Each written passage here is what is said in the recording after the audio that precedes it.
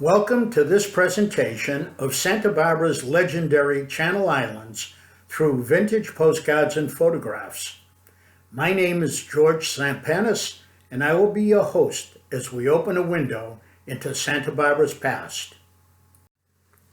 I have always been fascinated by the beautiful, mysterious, pristine, and ever-changing views of the Channel Islands as they stand like sentinels girding and guarding Santa Barbara.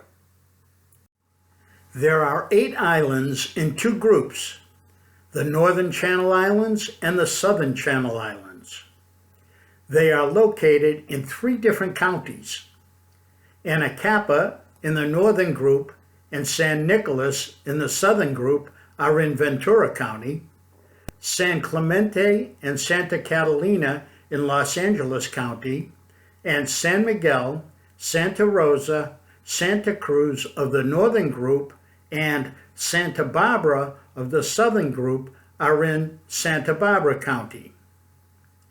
The northern islands were inhabited by the Chumash and the southern by the Tongva.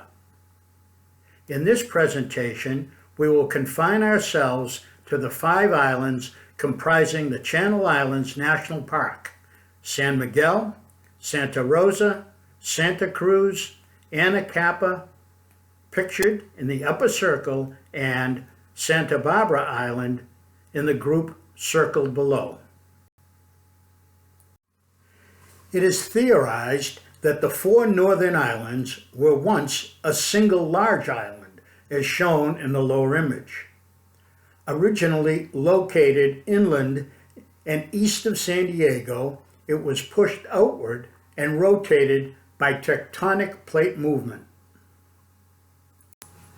Tectonic plate movement, along with environmental processes, led to the islands as they exist today.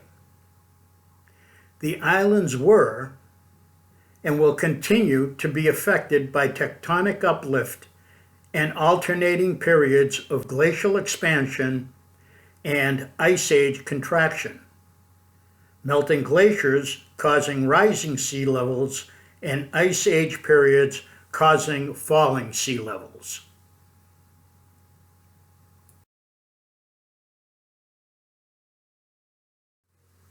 The first written record of the islands was recorded on the discovery voyage of Juan Rodriguez Cabrillo, searching for treasures of gold and for the Strait of Anian, an all-water route across the North American continent. Cabrillo was one of the richest conquistadors, having made a fortune mining gold in Central America. He built and owned a small fleet, the San Salvador, his flagship, La Victoria, and the San Miguel. He set sail from Navidad, Mexico on June 27, 1542, with his 3 ships, and he entered into what is now San Diego Harbor in September, claiming the site for the Kingdom of Spain. Then, in the middle of October, he entered the Santa Barbara Bay, as depicted in the Groesbeck mural in our courthouse. He soon crossed the channel to San Miguel and continued north. After a severe storm, he went back to San Miguel, planning to spend the winter there and to recover from an injury to his arm. An alternative narrative has Cabrillo and his fleet going to Santa Catalina, where on Christmas Eve, the Spaniards were attacked by the indigenous Tongva warriors. In an effort to assist his men, he fell on a jagged rock and splintered his shin. The injury became infected. Gangrene set in, and he died on January 3rd. His crew buried him in a lead casket, wearing his armor with his jeweled sword by his side, and placed him in an unmarked grave. Speculation has him buried on the islands of Catalina, San Miguel, and Santa Cruz, as well as on the mainland in Goleta. Whichever story is correct, the expedition set out again in mid-February, sailing possibly as far north as Oregon, and then returning to Navidad in April 1543. Without discovering gold, nor the Strait of Anian, his voyage was largely forgotten and the islands slipped back into obscurity. And it would be another 2 centuries before San Diego was colonized by the Spanish. In the meantime, the seafaring Indian population on the islands continued to thrive, trading with other island natives and the adjacent mainland. The Chumash used several fishing methods from the Tomo, their innovative boat discussed in previous presentations.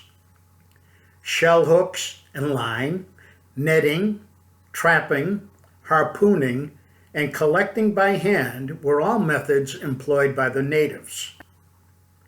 Large fish, marlin, tuna, shark, swordfish, and giant sea bass were harvested, as were anchovy, abalone, and sea mammals.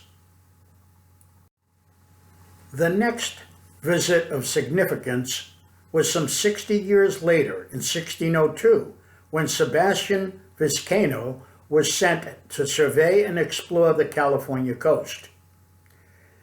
He entered the channel on the feast day for Santa Barbara and thusly named the area Santa Barbara. The islands of Santa Rosa and San Miguel were also named by Vizcaino. For the next 166 years, no other known explorers visited Santa Barbara or the Channel Islands. Then, 2 situations developed. The Russians began to actively explore and colonize Northern California, causing Spain to become apprehensive about losing its claimed territory.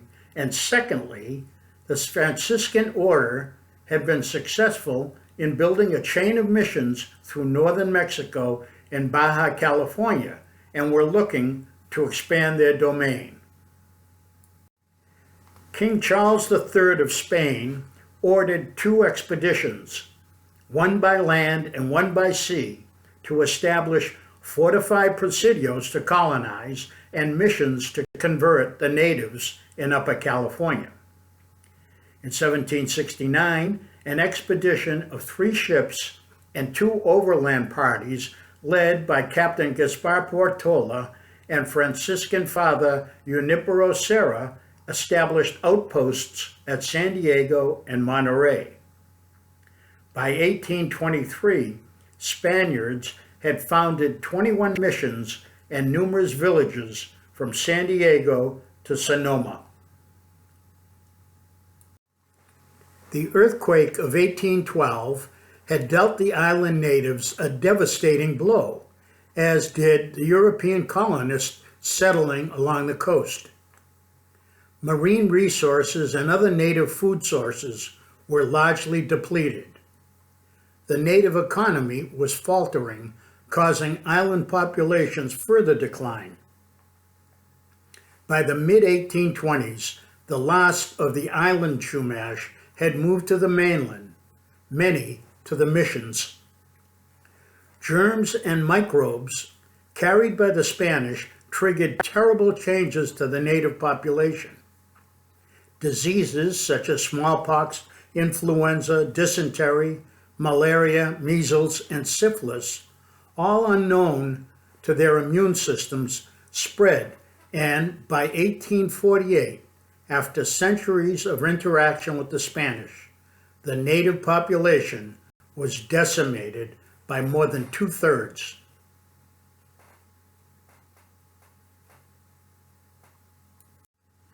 As mentioned earlier, Santa Rosa, San Miguel, and Santa Barbara Islands were named from the saint's day when they were discovered. Anacapa, on the other hand, is an Indian name meaning deceptive vision, a very appropriate name. As you may have observed when looking at the island, It is very changeable in appearance, sometimes looking like a long table-like plateau, sometimes broken up into arches and columns, and other times standing out as a single peak. Santa Cruz Island was originally named La Gente Barbada, the bearded gentleman, by Cabrillo. It was renamed when the Padres, first visiting the island, forgot a large crucifix as they were leaving. They were putting off from shore when a number of natives appeared, waving and making gestures for the missionaries to return. When they did, they found one of the natives carrying the cross they had inadvertently left behind. In reverence to this act, it was renamed Santa Cruz, or Holy Cross. Now let's take a closer look at each of the islands, starting with the island furthest from us.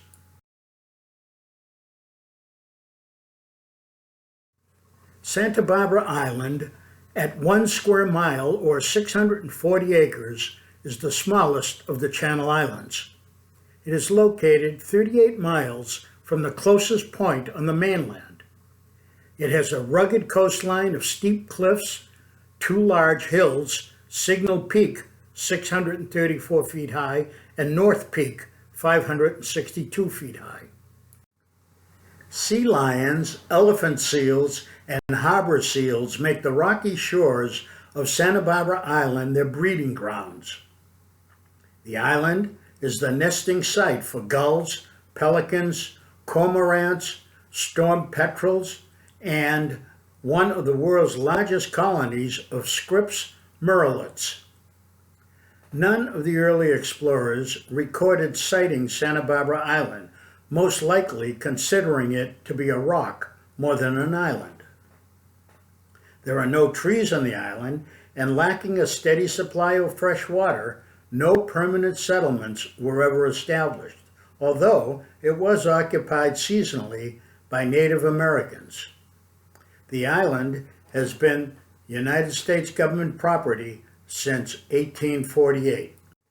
In the 1890s, fisherman and hunter Heman Bay Webster settled on the island as a squatter.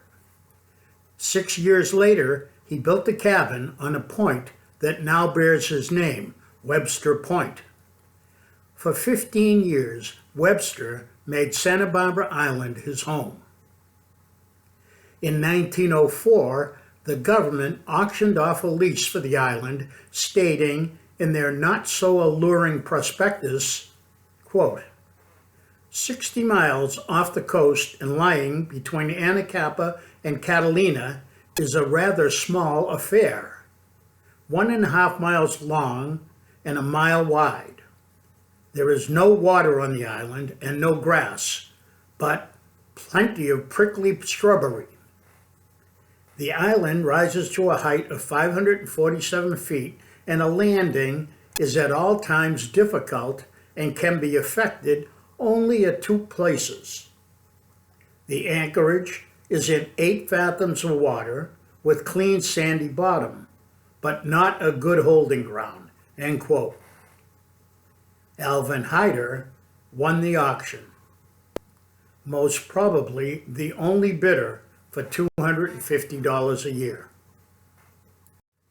By 1915, about 15 people lived on the little island, including Alvin Hyder, his wife Nora, son Denton Buster Hyder, as well as his 2 brothers and their wives.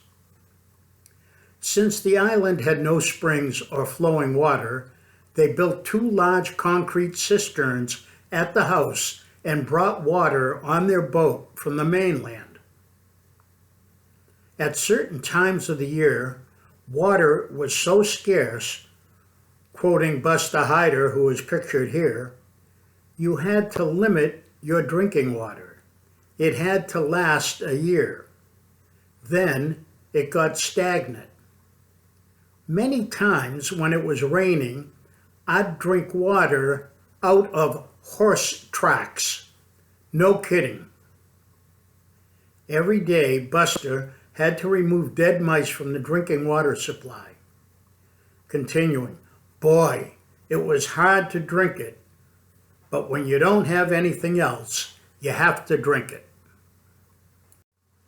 The hiders brought hundreds, some say up to 2,000, pure black and pure white Belgian rabbits out to the island, where they were raised for their meat and their pelts sold. In 1915, they brought about 300 sheep to graze, fatten, and then sold for meat. They had 2 horses, 2 mules, goats, pigs, chickens, turkeys, and geese. They farmed barley and hay for feed and raised corn, potatoes, and other vegetables, but the farming was not very successful. Their lease expired in 1919. They did not renew, but they stayed on for several years nonetheless. They packed up and left the island with their 12 goats, 300 sheep, dogs, and 4 horses, and moved to their homestead in Cayama Valley, north of Santa Barbara. In 1938, Santa Barbara Island became a part of the Channel Islands National Monument. That same year, Al Hyder was drowned on San Nicolas Island when his boat, Nora II, capsized during a sheep hauling run. His son Buster made it safely to shore. The ranching and farming over the years caused extensive damage to the natural plant species, some of which existed nowhere else in the world. Today, several projects are making steady progress in restoring the native plants, and visitors can camp, hike trails covering the whole island, snorkel, and kayak to see the beautiful natural environment the small, remote island has to offer. Before we leave Santa Barbara Island, I'd be remiss if I did not share this article from the Amarillo Globe-Times of Friday, July 13th, 1956. Jack Forbes, a 22-year-old graduate student attending the University of Southern California, didn't tell the truth on Truth or Consequences show 2 Fridays ago. So, for the next 2 months, he'll be paying the consequences. He stands to win $10,000, but see what he has to go through. The bachelor will be completely isolated on Santa Barbara Island, 60 miles off the California coast, with the exception of 7,000 seals, seagulls aplenty, and a few wild rabbits. Television, radio, newspapers, and periodicals are taboo.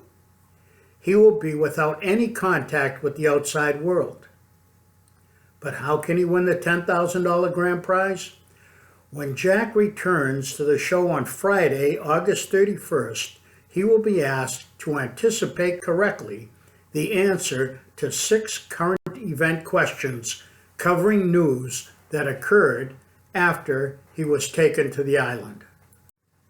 2 months later, the San Bernardino County Sun reported, a television stunt lost its humor Friday for a helicopter pilot almost became a channel swimmer against his wishes.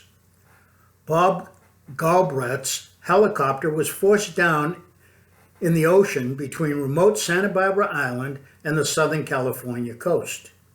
He was en route to the island to pick up a television program contestant. The fishing boat Linda Lee picked up Galbraith as he swam near his helicopter. An amphibian was sent for Jack Forbes, a student who had been on the desolate island since June 30th as part of a TV stunt program.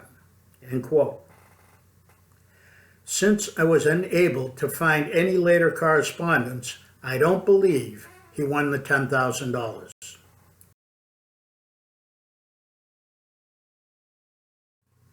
Anacapa, The easternmost of the islands is barely larger than Santa Barbara Island. Located just 11 miles from the mainland, it is comprised of 3 islets, East, Middle, and West Anacapa. They have a total land area of about 1 square mile and are only accessible from each other by boat. Of the 3 islets, West Anacapa is the largest and highest, rising to an altitude of 930 feet at Summit Peak. For much of the year, Anacapa's vegetation looks brown and lifeless, but after winter rains, the landscape is transformed. The tree sunflower, or coreopsis, blossoms with bright yellow flowers. Red paintbrush, island morning glory, and pale buckwheat create a blaze of color.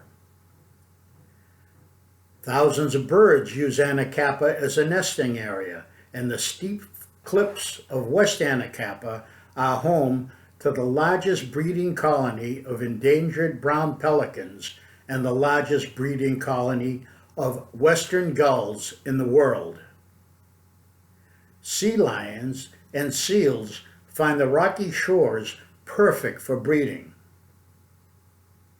The only native land mammal on the island is a unique subspecies of deer which lives on all 3 islets, but nowhere else. Like Santa Barbara Island, Anacapa lacks fresh water, excepting a slow seep on West Anacapa. There was no permanent native settlement, but much evidence exists of seasonal and transient habitation by the Indians. In the mid-1880s, Hayman Bayfield Webster called Bay, the same man who was to squat on Santa Barbara Island some 10 years later, visited the island and found a Chinese fisherman living in a shack. For years, Webster hunted seals around the island for their oil and pelts. In 1907, he won a government auction to lease the island for $25 per year. Bay established the sheep ranch and ran a fishing concession, transporting mainlanders to the rich fishing grounds around Anacapa.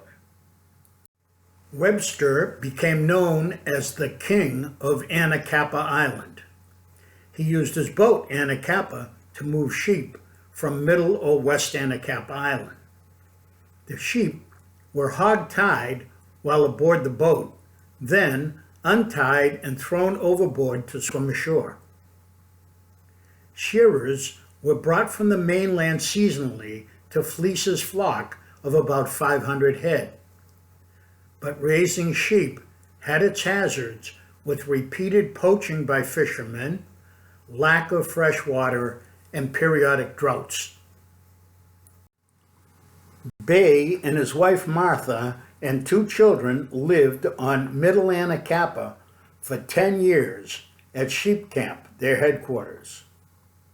A tutor was brought to the island to teach his sons, establishing the island's only school, which was set up in a tent. Ira Eaton, whom we'll be discussing in detail when we get to Santa Cruz Island, won the 5-year lease renewal, bidding over $600 for possession through 1922. The Webster family moved to the mainland, where Bay, the King of Anacapa, died at age 79 in Ventura. Raymond Frenchy Ledreau was Anacapa's next full-time resident, living as a hermit on West Anacapa for almost 30 years. Not a recluse, Frenchy welcomed all visitors to his cliff-hanging home. He slept in one shanty, stored odds and ends in another, and a third housed island guests. Visitors from Ventura and Santa Barbara were frequent, enjoying his sea stories of earlier days serving on merchant ships, as well as his island experiences. He never lacked for food, and what bounty the sea did not supply, his many visitors did. His bouillabaisse was legendary, as was his love for wine. Before we leave Anacapa, let's take a look at some history surrounding its lighthouse. As you may recall in a previous presentation on disasters, in 1853, the side-wheeled steamer Winfield Scott ran aground on Middle Anacapa Island with some 300 poor souls marooned on the island. Stories of robbery and plunder while marooned there caused notoriety, prompting President Franklin Pierce to issue an executive order reserving Anacapa Island for lighthouse purposes. But a coastal survey the next year, 1854, determined, quote, "It is inconceivable for a lighthouse to be constructed on this mass of volcanic rock, perpendicular on every face, with an ascent inaccessible by any human means," end quote. 20 years later, the Lighthouse Board finally decided to place a light on Anacapa, an unmanned acetylene lens lantern on a 50-foot skeletal tower. The light was activated in 1912. It was not until 1932 that a permanent lighthouse was erected and properly staffed by 4 Coast Guard personnel who lived on the island with their families. In addition to the lighthouse, there were 4 residences designed in Spanish motif style, a powerhouse, a catch basin, and a water storage tank. The building housing the water storage tank was called the church. It was erected to protect the water from bird droppings and to discourage shooters from using the tank for target practice. After the station was automated in the 1960s, several buildings were demolished. Those remaining were transferred to the National Park Service for their use. When Anacapa became the Channel Islands National Monument, the sheep were removed, which allowed and hastened the vegetation to recover. But non-native black rats, which most likely arrived via a shipwreck 150 years before, played havoc on the island. They were successfully eradicated by 2003 using a technique pioneered in New Zealand, an aerial dropping of a rodenticide. It was tried here in North America for the first time. It was also the first time that biologists had attempted to eradicate one rodent species from an entire island where an endemic rodent was present. The project involved capturing the native deer mouse prior to applying the rodenticide and introducing the deer mouse after poison levels had dropped. 10 years after the $1.8 million program, the ecosystem on Anacapa has shown a profound recovery. If you are planning a visit to the island, access is available via an island packer's boat. There are no goods, services, or accommodations. Visitors must bring all their own food, water, and supplies.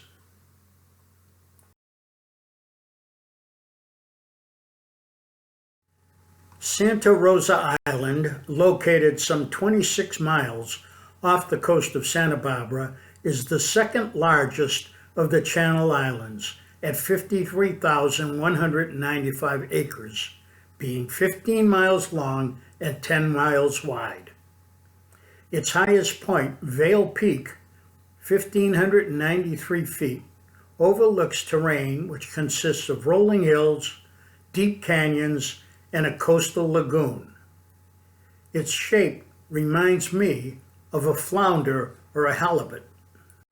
Santa Rosa sand dunes, some rising hundreds of feet high, present a beautiful, ever-changing picture caused by ever-present winds. In stark contrast with the sand dunes, precipitous cliffs, some 400 feet high, and abounding in caves, ring the island. Santa Rosa had a large Indian population. Many village sites are shown in this map from David Banks Rogers' book, Prehistoric Man of the Santa Barbara Coast. Artifacts were plentiful, discovered all over the island. The dunes were formerly strewn with utensils of bone, wood, stone, and clay. One native town stretched for 3 miles, yielding many implements and relics, including articles made from abalone, their chief diet. Literally, tons of these items were exhumed from over 200 ancient village sites and sent to the Smithsonian Institute in Washington, D.C. There are over 500 plant species, including 6 found only on Santa Rosa and nowhere else in the world. One of these species, the Santa Rosa Island Torrey pine, is considered one of the rarest pines in the world. 100 bird species and colonies of seabirds, seals, and sea lions find Santa Rosa to be home. Santa Rosa Island has rich, protected archaeological sites and resources. Eons ago, the island hosted the pygmy mammoth, which stood only 4 to 6 feet tall. The 2 pictures on the left show the fossil skeleton discovered in 1994. It is the most complete specimen ever found. On the right is the excavation and discovery of Arlington Springs Man, arguably the earliest dated human remains in either North or South America, dating some 13,000 years ago. Now let's fast forward to somewhat more modern times. George Nidever, Isaac Sparks, and Alan Light, an African American whose nickname was Black Stewart, hunted sea otter under license from William G. Dana. Nidever received $30 per pelt, which equates to over $500 per pelt in today's dollars. In the 1840s, the price of the valuable pelts had escalated to where they were retailing for over $4,000 per pelt in today's dollars. Russian and English poachers, supported by the notorious Aleut Indians, had established a reputation for violence by killing and terrorizing island natives for over 40 years. Sparks had helped evacuate the last of the Channel Island natives from San Nicolas Island in 1835.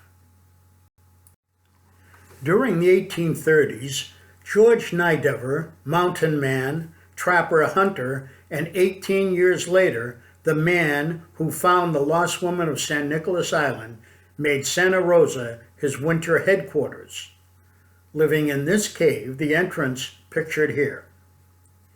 In addition to Nidever, Sparks, and Black Stewart, an Irishman, a Portuguese, an American, a cook, and 5 Kanakas, native Hawaiians, made up the hunting group.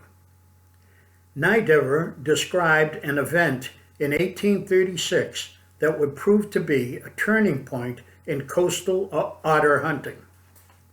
I quote, "On the northeast side of the island, there is a large cave. Its entrance is hardly larger than an ordinary doorway, but the cave is so large inside that 100 persons could occupy it with ease. Here we kept our provisions and other supplies. Sparks and some of our men saw a brig and remarked casually that they were perhaps Northwest Aleut Indians.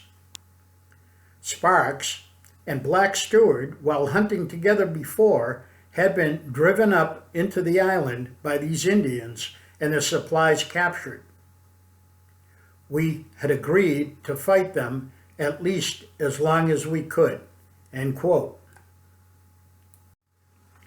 He continues, "One morning, a few days after sighting the brig, we were hunting off the head of the Santa Rosa Island. It was very foggy, and about 7 o'clock we started an otter and began running it towards the head of the island. Black Stewart was about 1/4 of a mile from shore. I was nearly opposite him and distance about 300 or 400 yards further out, while Sparks was between us and a little to the rear. Just as we were rounding the point, the Black Stewart called out, 'Here come the Northwest Indians.'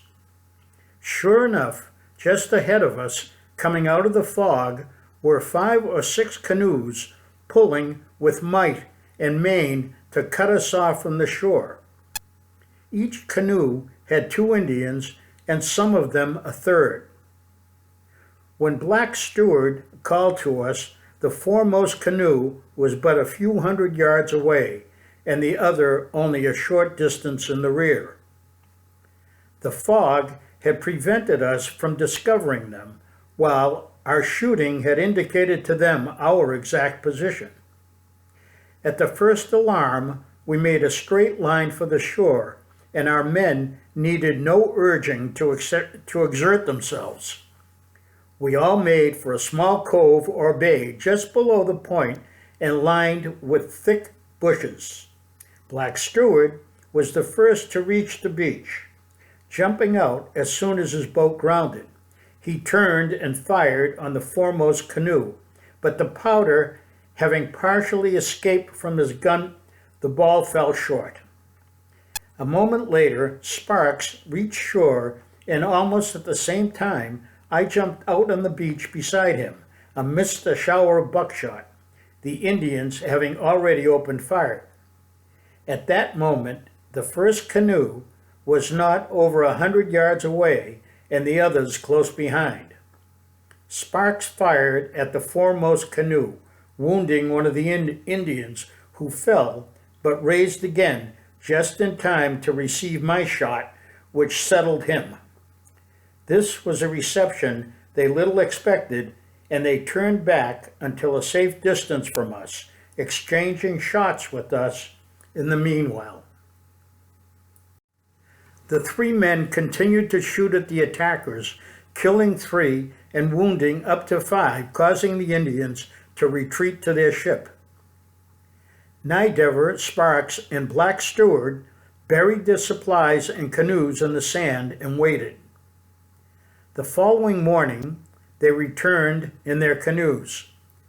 Nidever continues, "They gradually approached the cave, passed by it, and repassed it as if without any intention of landing.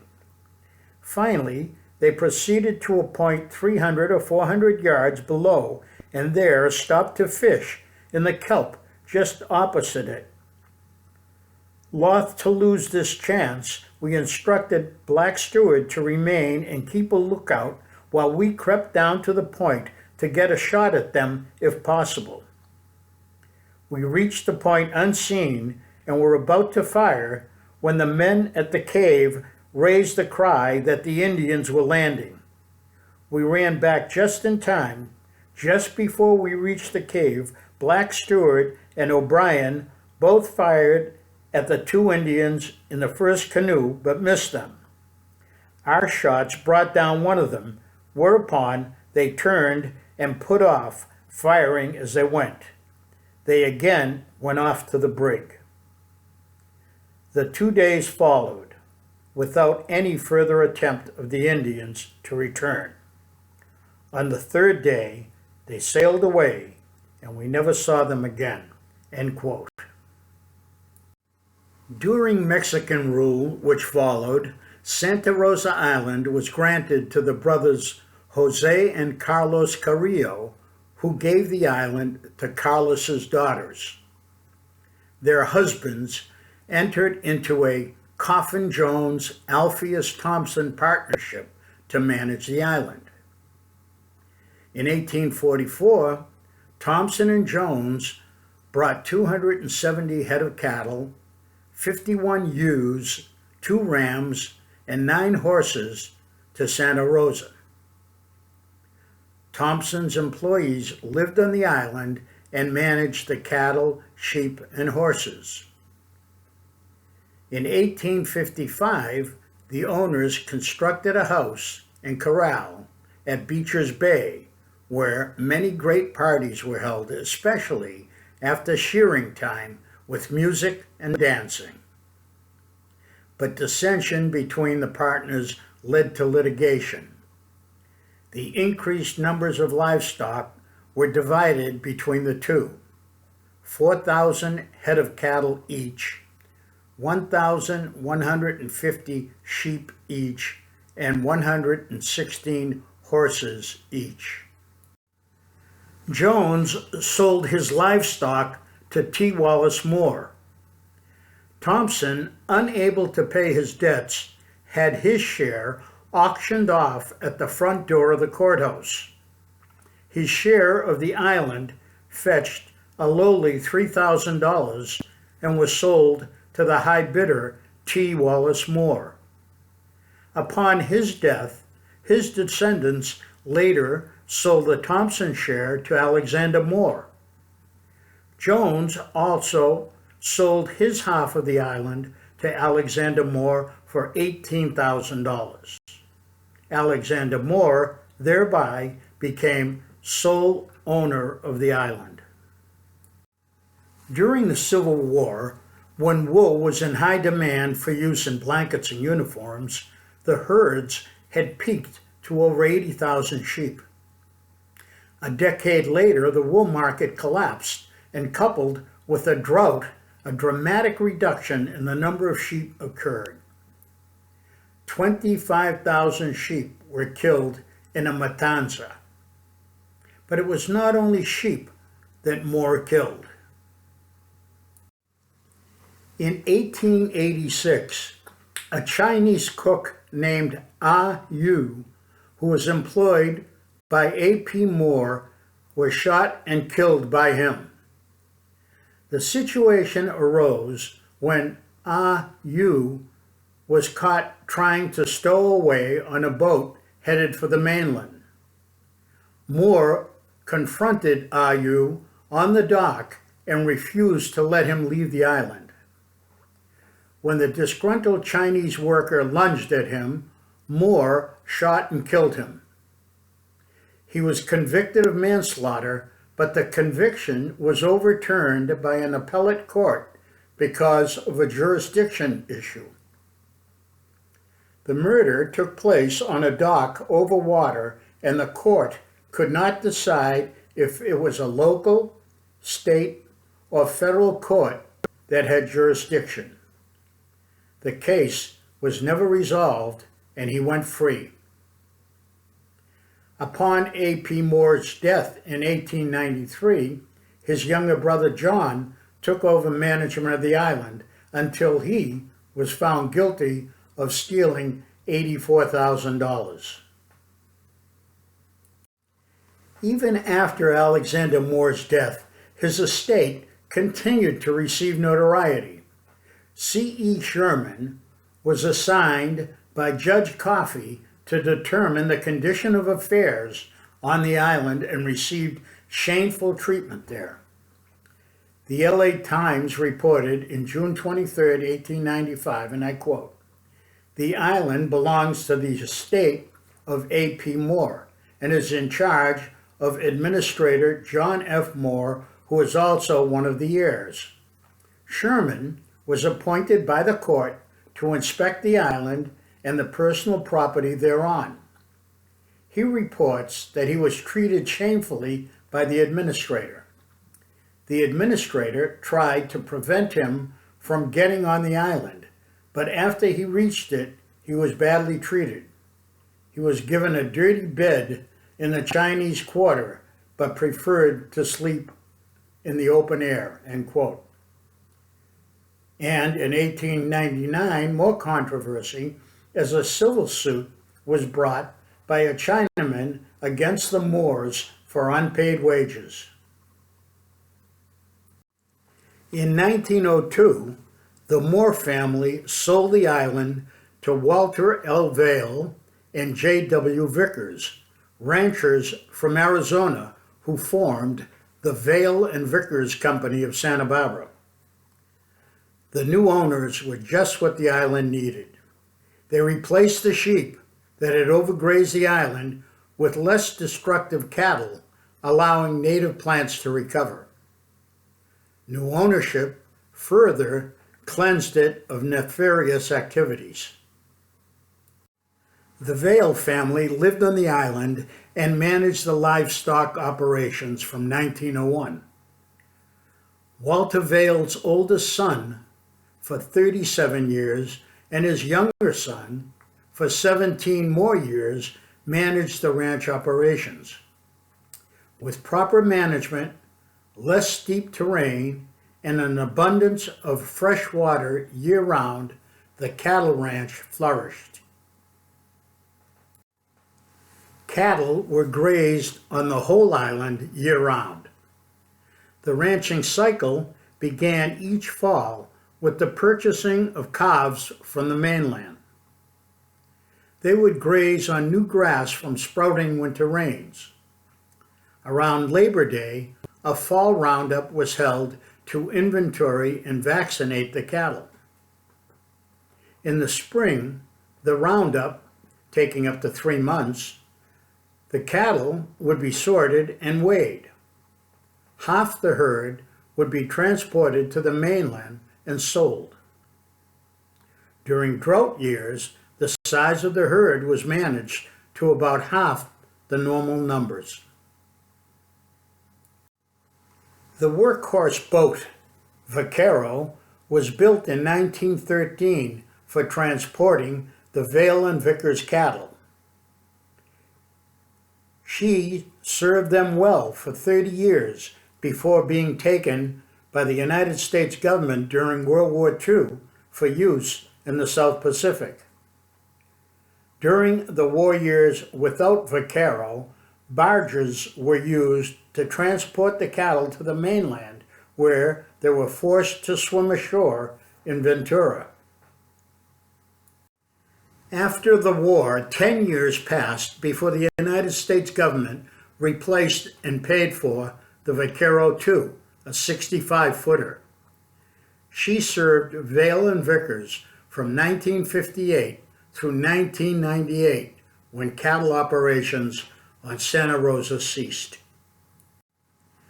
During World War II, the government had leased 10 acres and built and occupied several buildings on the island. The Army camp is pictured here. And during the Cold War with the Soviet Union, the Air Force leased 336 acres for an air control and early warning system. The facilities were staffed by 300 personnel from 1951 until the site was abandoned in 1965. In addition to sunken ships mentioned in my disaster series, Santa Rosa was the scene of several airplane crashes. In the 1950s, a Stinson Voyager crashed, causing 1 fatality. 3 survived. Then, in 1951, a Piper Pacer crashed while attempting to land, killing Victor Wheeler, a construction engineer working for the United States Army Corps of Engineers. 2 others survived. During the Cold War in the 50s, a fighter plane crashed, killing the pilot. And in 1952, a North American F-51 crashed, killing Lieutenant James Reed, who had been following his leader, who had done a rollover over the island. Reed crashed while either doing a roll or trying to recover from an unusual altitude. In the 1970s, a Stinson L-5 with two elk bow hunters tried to land on a ridge when the plane struck an obstruction, breaking a landing gear strut. The hunters walked into the ranch headquarters in full camo gear, complaining they had had some type of engine failure and had to make an emergency landing. They were to return the following weekend with replacement parts.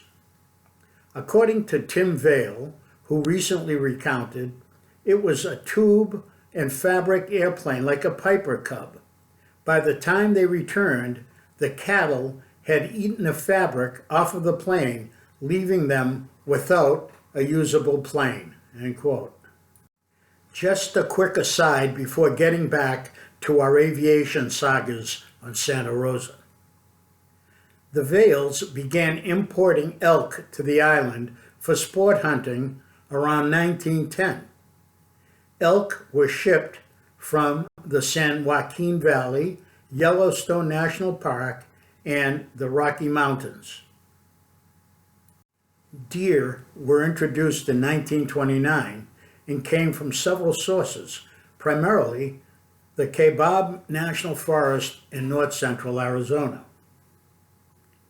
In addition to the elk and deer, feral pigs were hunted, primarily by the cowboys, Vail and Vicar family members, friends, and guests until 1977, when commercial hunting began. Non-native feral pigs caused significant damage to the island. Pig rooting resulted in bare ground that was easily eroded and caused the decline of 9 island plant species listed as threatened or endangered. Pig rooting also damaged a large number of archaeological sites by rooting 3 feet deep, thus destroying their archaeological value. Feral pigs also caused the catastrophic decline of the Channel Island fox, not to be found anywhere else on the earth. Piglets provided a year-round food source for golden eagles, taking up residence when formerly they were rare or occasional visitors. Predation by golden eagles was the primary mortality factor for the fox. No larger than an average house cat and weighing 4 to 7 pounds, their numbers were reduced to less than 15 as late as the year 2000. Okay, let's get back to our aviation mishaps. In 1980, Apollo Airways, a commercial air taxi cargo business out of Santa Barbara Airport, had a Piper PA-34 come in too fast upon landing. It went onto its nose and sustained substantial damage when the twin propellers hit the ground. The pilot was uninjured. It is not pictured here. Then, in 1983, pictured here, a Cessna 180 crashed, ending up in this uncanny position. According to the pilot, he was unable to obtain full elevator response, so he aborted the takeoff. The aircraft rolled 300 to 400 feet after landing nose low. During the last 30 to 50 feet, the prop made numerous ground strikes before the wheels struck a depression and the aircraft nosed over, coming to rest in this unbelievable position. An examination of the aircraft revealed no discrepancies, and the accident was attributed to rough and uneven terrain. In 1986, the National Park Service acquired Santa Rosa Island for just under $30 million, granting Vail and Vickers ranching rights for 25 additional years. Then, in 1998, conflicts with environmentalists and the Park Service led to litigation closing down the cattle operations far in advance of the 25 years promised to Vail and Vickers. On December 31st, 2011, all family rights to the island, as well as all commercial hunting, ceased. By that day, the last deer and elk were removed from Santa Rosa. The removal had been fought for nearly a decade. Former Congressman Duncan Hunter of San Diego proposed the island maintain a remnant herd of elk and deer with excess animals to be harvested by wounded veterans. In the end, however, the groups wanting the island returned to its natural state won. The animals were gunned down from aircraft by a company contracted for by the National Park Service. This was a sorry and sad end to what could have been a unique opportunity to keep a small herd of elk and deer to remain on the island. But let's end this presentation on a more positive note. Channel Islands National Park began an island fox recovery program that included captive breeding and reintroduction of the island fox, removal of resident golden eagles, and reestablishment of bald eagles. The strategy has been effective, allowing for the population to almost fully recover. Additionally, the National Park Service has made great efforts to preserve and protect island resources, including enforcement of marine protected areas, stabilization of cultural sites, rehabilitation of historic buildings, and the removal of non-native plants and animals, helping the island to recover to its original state. Our next presentation in the series will open a window into the history and colorful characters who inhabited the islands of San Miguel and Santa Cruz.